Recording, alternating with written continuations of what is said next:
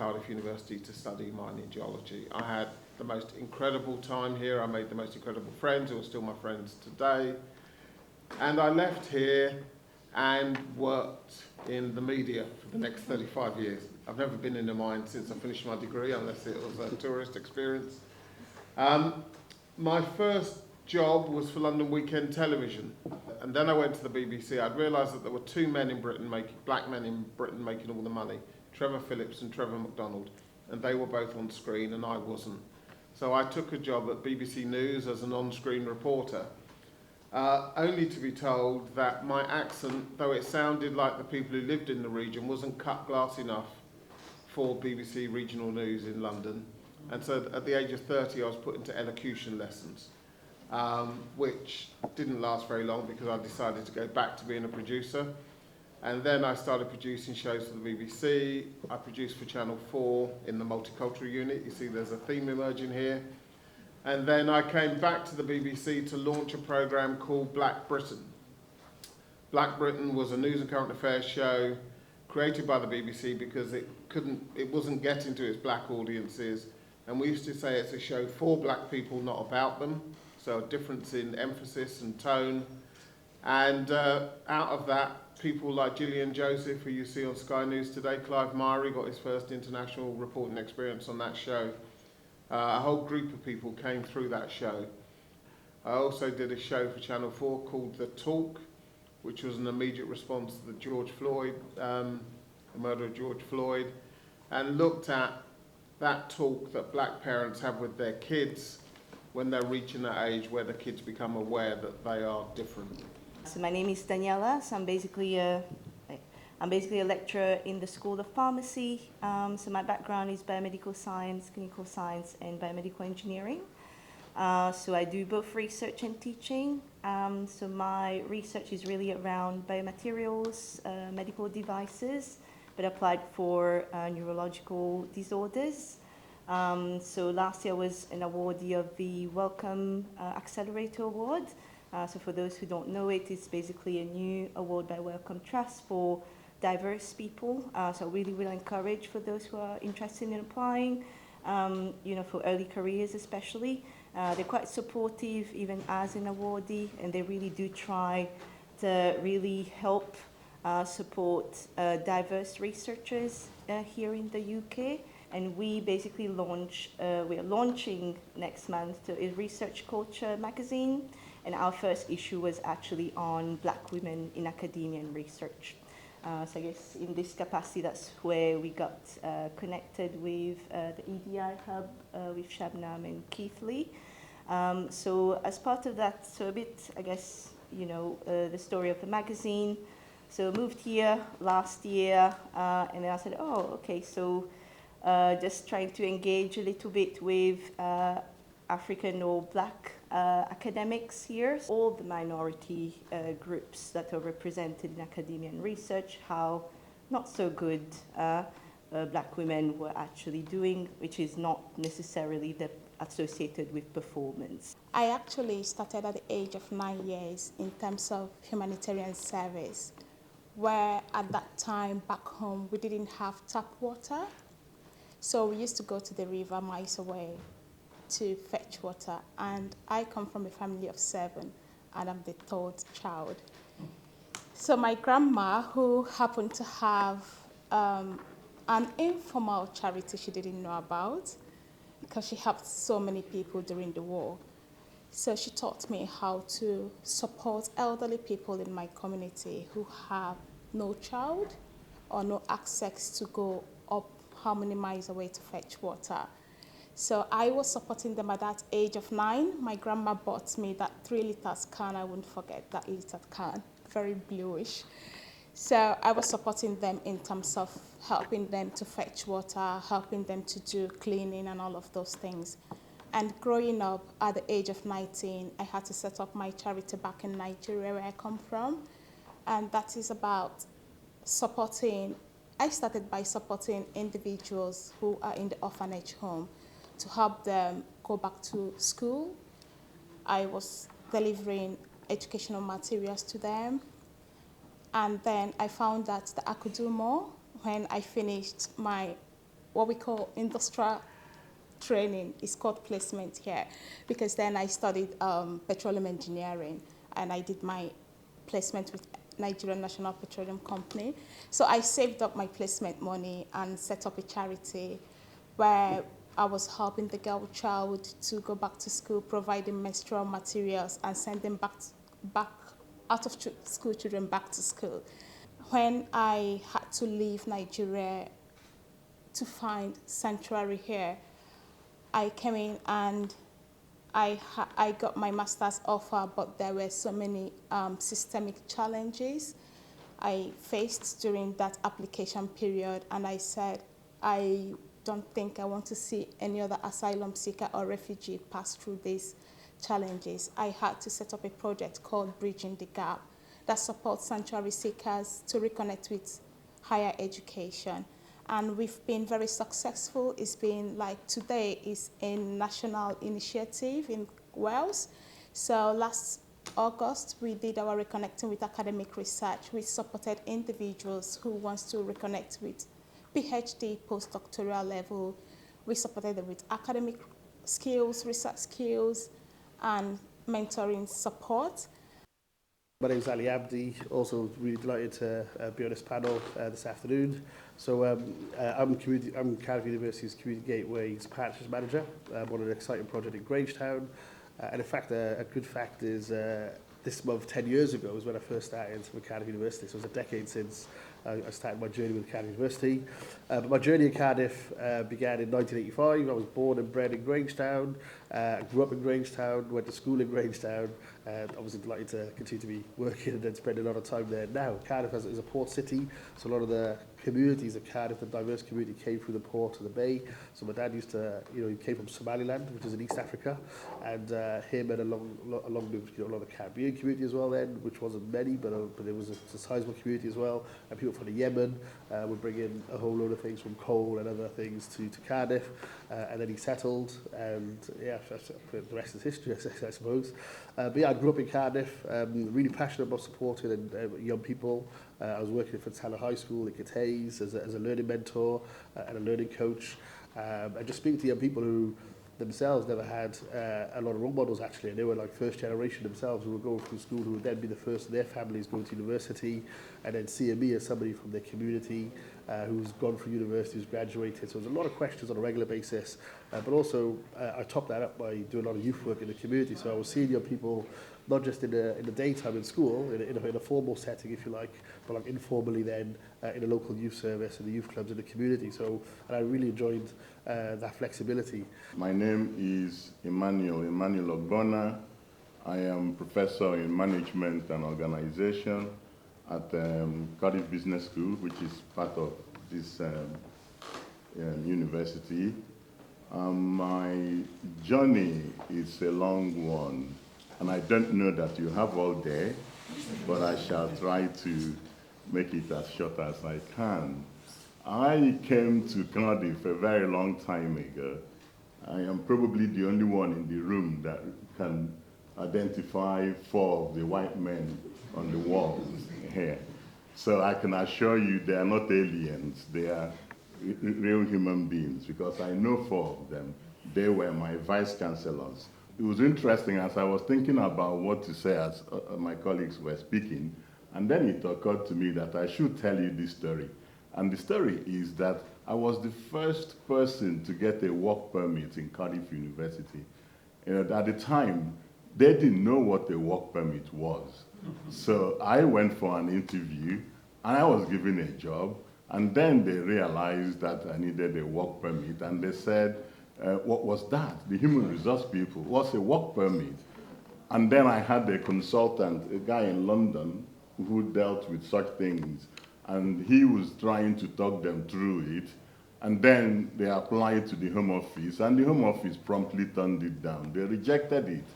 And why did they reject it?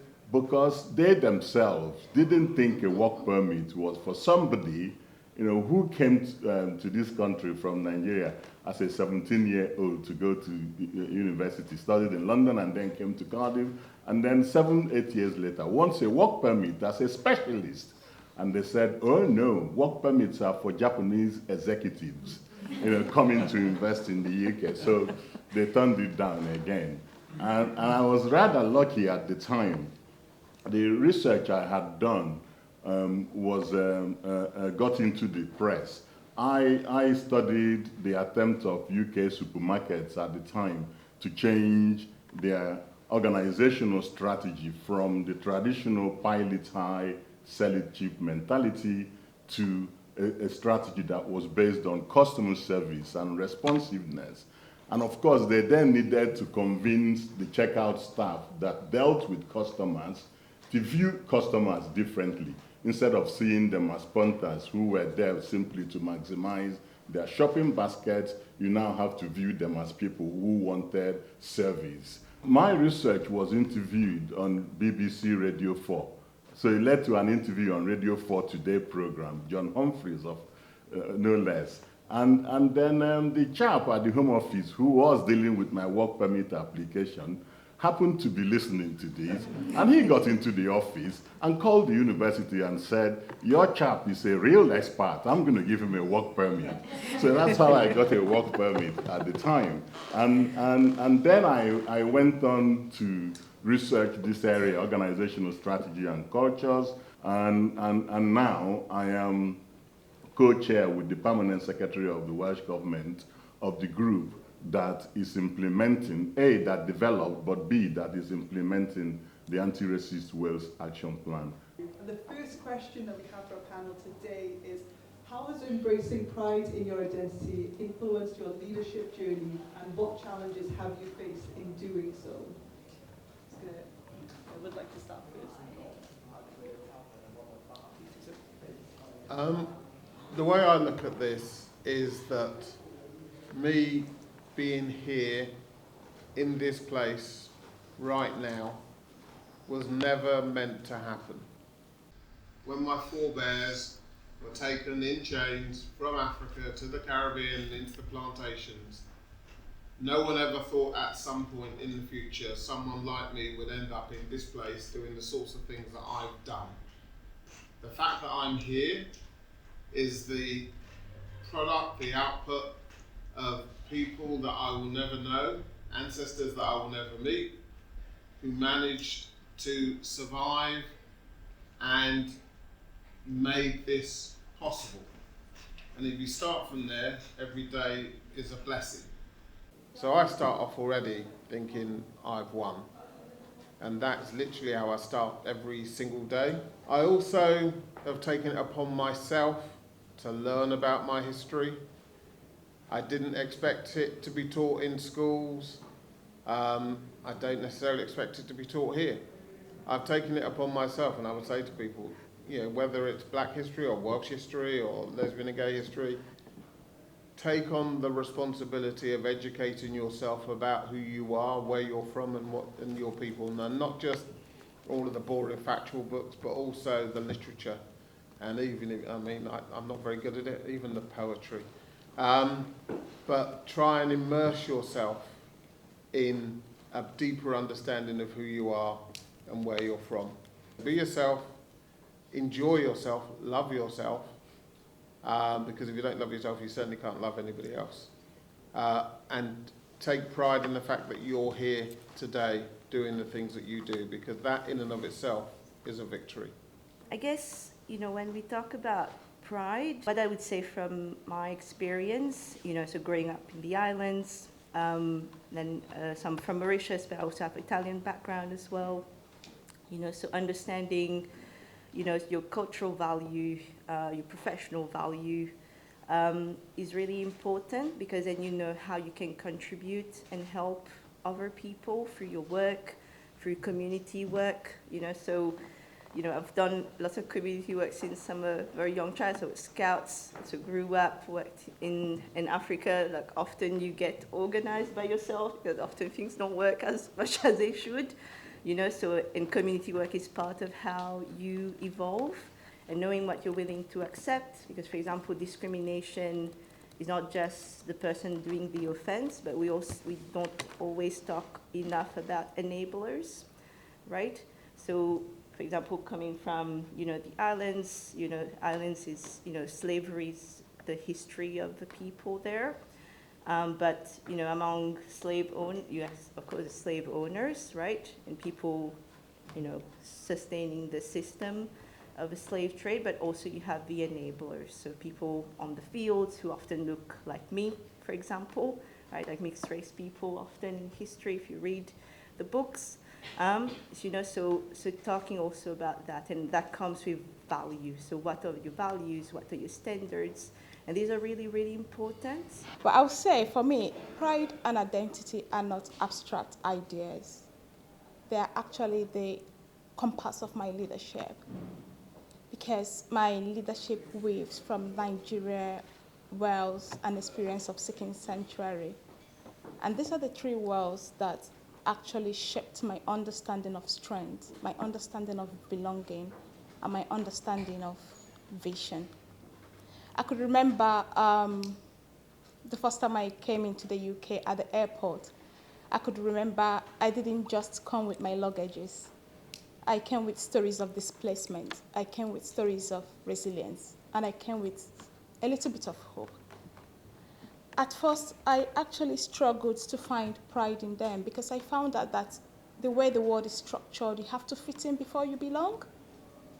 But understanding at some point that I have to embrace my identity.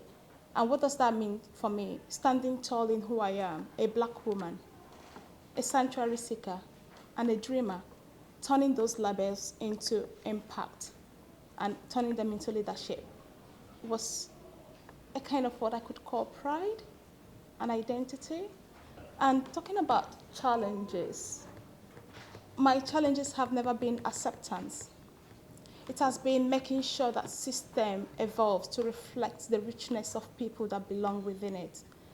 And I will say today that pride for me is that gentle strength that reminds me and assures me that my identity is not a question mark, it is an exclamation point. For me, in terms of embracing pride, I mentioned earlier about my connection to the Somaliland community. So my parents come from Somaliland. I was born here, so I'm proud to be Welsh and a Somalilander. And so growing up in Cardiff's Somali community, you know, depending on who you speak to, the population can be 8,000 to 10,000, with the biggest population being among young people. So I know, you know, growing up, I really saw members of my community leadership positions. So, you know, growing up and looking up, you know, where I could be or what I could do, there was definitely members of my community around and active, but never really like leadership positions. And so, you know, it kind of did wonder to me then, whether you could reach those spaces or whether you can be that for somebody else, you know. So actually, so there's always that line of like, if you can see it, you can be it. So I always wondered that, but I think over time I realised that my identity is also my strength. So the more I talked about that I'm from Somaliland, my parents come from Somaliland, you know, we've got a rich history here, the community has been here for over 100 years. And I wear a pin badge today, that's half Welsh, half Somaliland. We share the similar colours, similar population size in terms of 3.5 million, and similar size over there. I was proud also to, you know, through my role at the university, to work with professors and academics to do a project that went back to Somaliland to support, you know, institutions there. So, you know, I'm always, you know, championing that identity of where I'm from, as well as being, you know, Welsh, of course. But it hasn't always been easy, I'll be honest, because sometimes speaking up does make people feel uncomfortable. But for me, I feel like actually, you know, that uncomfortability, it's not a bad thing if you're able to unpack it and basically have some humility and just, you know, take that person on a journey as well. Because I think every day is a learning exercise. And I think, you know, in Grangetown and in our fantastic space in Grangetown, in the pavilion, I think we've held lots of events there. We have regular annual events where people come from all walks of life. Grangetown is also regularly regarded as having is the most diverse ward in Wales. So there's a temple in Grangetown where a lot of the Hindu and Indian community attend. There are other faith spaces, like there are churches in Grangetown, there are mosques in Grangetown. Non-faiths are also, you know, celebrated and engaged in lots of spaces in the community. But our space is a very neutral space. And obviously, you know, with what you see in the news today, there's a lot of tension and division and the politics of that. So and it just reminds us that we have wonderful places to university have really contributed to in terms of the pavilion that really helps to address that and bring people together. So those moments become opportunities to educate, connect, and show that inclusion does genuinely, strengthen everybody. So I like the word identity, but I think it's also a very problematic concept. How do I view it? I think I actually prefer identities, plural, because that's the only way I can define myself and to make it fit into whatever construct one may have been thinking about when one thought about identity in that sense. So how would I describe my identities? I am a black Nigerian origin, academic, male. I also, in many respects, would view myself as a non-indigenous Welsh person. And that is where the word identity then begins to become controversial. But how have all these things then shaped my life? They would have shaped my life in many ways because, as I said earlier, I have lived in Cardiff for 40 years, and that is a long time. And in that time, I've been able to develop a number of cultural aspects, if you like, social aspects, again, if you like, and alongside all the other things that I developed living in Wales and in Cardiff. And they've been able to help to shape who I am today, but also I retain a lot of those things that were characteristics that I was born with in Nigeria, that I lived with for the 17 years of life in that country, but that I also continue to identify with through my association with other like-minded people. So the best way I can then define my identities, however defined, is that it's one of hybrid in a sense. I take elements of some of the things that I got from being African Nigerian, and then I take elements of what I have got from being, as I describe it, a non-indigenous Welsh man. I have been an outsider myself and understands how difficult it is to crack a ceiling that is almost denied from you, that you cannot go beyond. That is what happens, when your identity is one that is in a constant flux and that you have to continue to fight with other people who may view your identities differently from theirs. And the only thing you can do is to continue to soldier on and never give up. And that is what I tell everybody that is around me. There may be obstacles along the way, but never accept that there is an ordained truth in anything anybody tells you other than the one that you see yourself. Thank you. We're sitting in this room coming towards the end of the month, Black History Month. Where does the panel stand on the issue of actually Black History Month should actually fail, and actually we should be looking forward to 365 days of Black History Month, that it becomes integral to our thinking, our actions, our behaviours, etc.?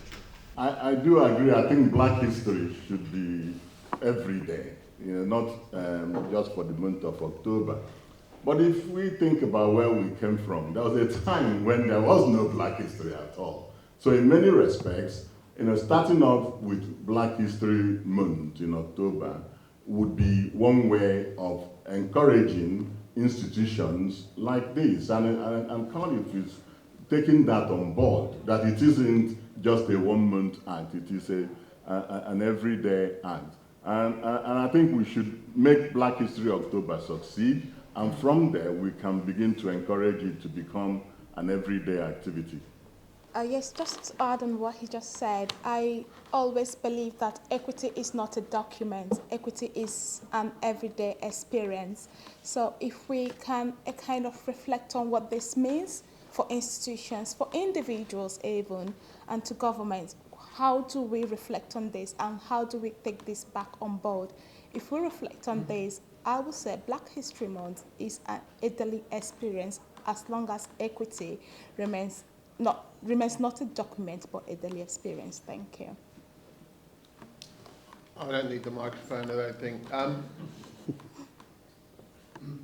I mean, every day of my life is a Black History Day, and that's fine. I do think in that horrible bureaucratic way that big organisations work, it is actually useful to have a month to focus everybody on it, the same way that I support International Women's Day. Having those moments are useful.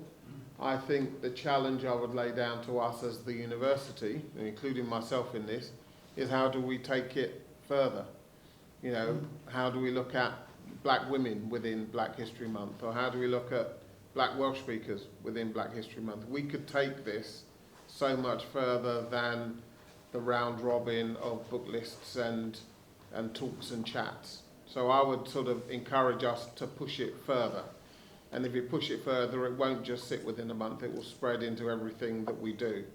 But if intersectionality means anything, it means that everything we do needs to be more conscious of everything that it interacts with.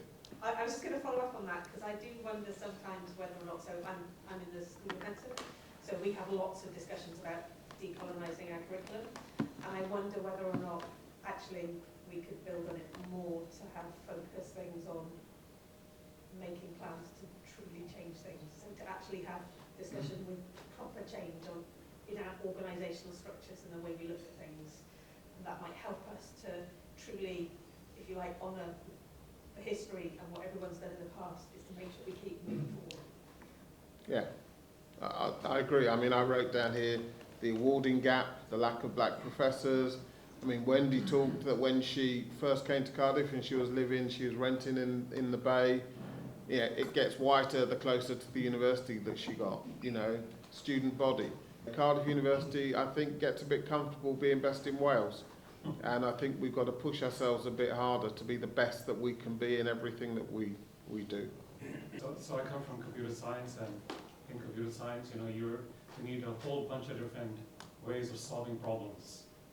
And I think that the idea of diversity also is important for me, that, you know, we could also take this in a positive context, that how do different communities help us do better problem solving, because ultimately, you know, universities are about intellectual problem solving.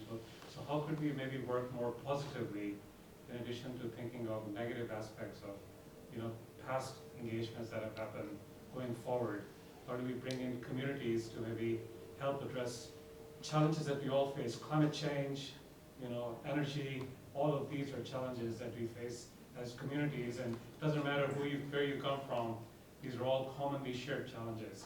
So what would be a way to do that?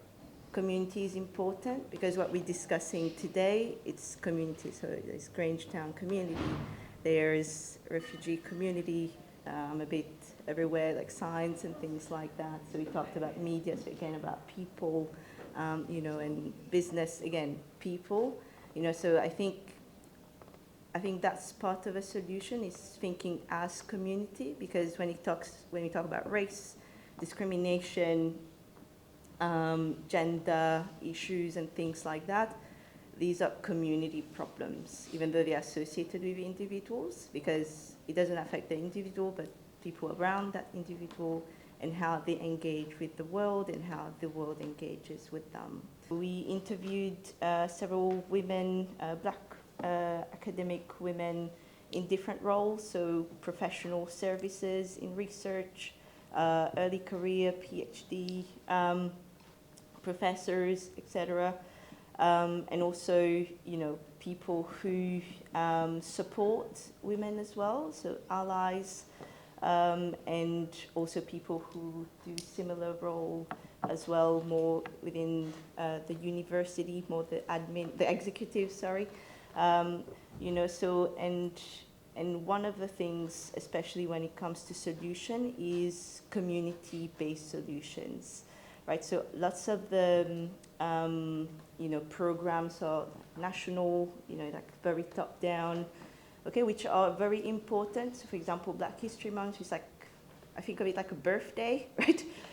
Every day we can have a birthday, because if you think of as birthdays as celebration of every day rather than every year, you can have a birthday every day, right? But it's important because it kind of reminds us of where we're at and what we need to do, and also celebrates achievements, right? And the progress. But then, of course, you live every day, so it's how are we consistent every day, right? So yes, and one of the things that they also said, which is, I think, something really important, is, while we have all these, events and national programs, it's important also to have local solutions, that are translated locally within the person's context. We really should also look at the future and the present. But I think it could also be misconstrued, and then it becomes dangerous in that if we forget what is existing in the past, then essentially we are condemning that past to oblivion. If you go to the business school, for example, and count the number of Black students that have gone through Cardiff Business School in the time that I have been there, particularly PhD students, I think you can count them like that.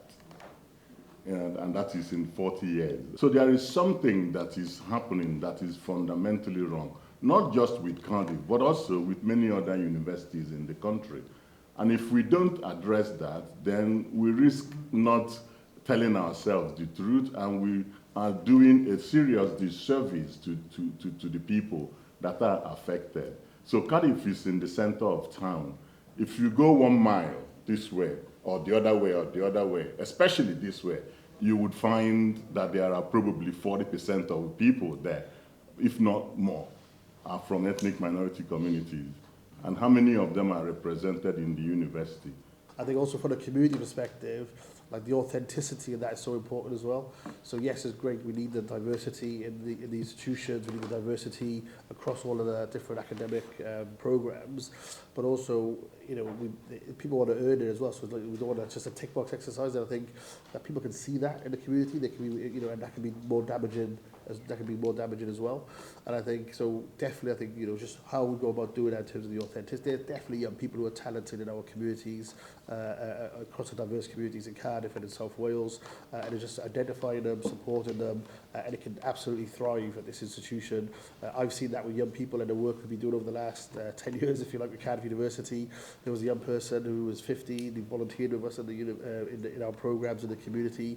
He got good grades at high school, he went on to A-levels, he got into Cardiff University, he did his Masters, and he's from Grangetown, and he's doing his PhD now, at this institution. So it's, so it does show you that, there are young people from our communities in Grangetown who can, follow that trajectory all the way through that journey. And I just want to add also, I come from a community organising background as well. I've done some community organising training, and I remember one thing always sat with me was, if you haven't got a seat at the table, you're on the menu.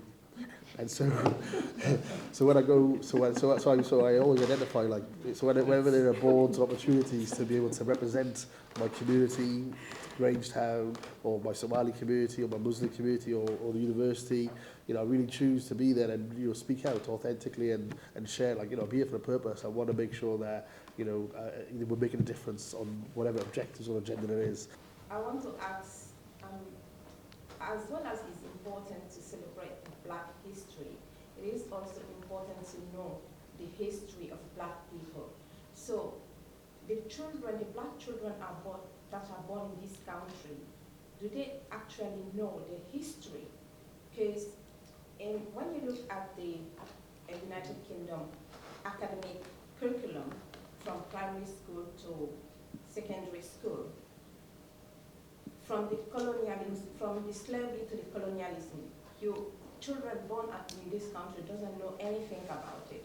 So they don't know, like when we talk about identity here, so all those include in identity, but do they actually know all this? Do they actually know where they come from, about the ancestry and everything, but they don't actually know anything about where they come from? Back in Africa, I know everything about the United Kingdom because this is something that we study from primary school, secondary school, all the way to university. But when you look here in the UK, children doesn't know anything about it. So sometimes you are here, they don't even know where you come from. When you say, oh, I'm from this country, where is this country? So some people even think Africa is just one big country. So they don't think that is a continent. So this is something I think really, when we talk about Black history, it's not only celebrating, but also to know the deep, what is Black history really? What is the history of Black people? History is written by the winners. And one of the reasons, so in such large parts of the Commonwealth, or the former Commonwealth, everybody knows British history is because they were British colonies, and that was the system. You shouldn't rely on somebody else to tell your people your story, especially if you want it told your way.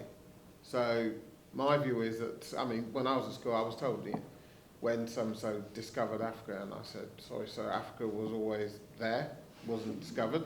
Then we had a bit of back and forth, I probably got detention. But, yeah, I didn't expect the school to teach me about the history of Ghana, or the history of Barbados, or the history of the Caribbean, or history of the West Indian cricket team, or why Nelson Mandela was in prison. I went to Saturday schools, and my mother gave us tons of books, and I self-educated, and it's a burden, but I think it's one we have to take on. Feminists have done it for decades. History is written by the winners, and so we have to take on that role of educating ourselves. In Wales, something wonderful has happened, and it's not happening in England. Remember, we have the Anti-Racist Wales Action Plan, and as part of that plan, Black history is now mandatory. It's taught in every primary school in Wales. We have Professor Charlotte Williams to thank. I've been watching too many TVs. Yeah. Traitors. Yeah, traitors, yes. I am a traitor now. We have Professor Williams to thank for that. So Black history is now taught in every primary school in Wales, and it is mandatory. And that's one thing we have to thank this Labour government in Wales for.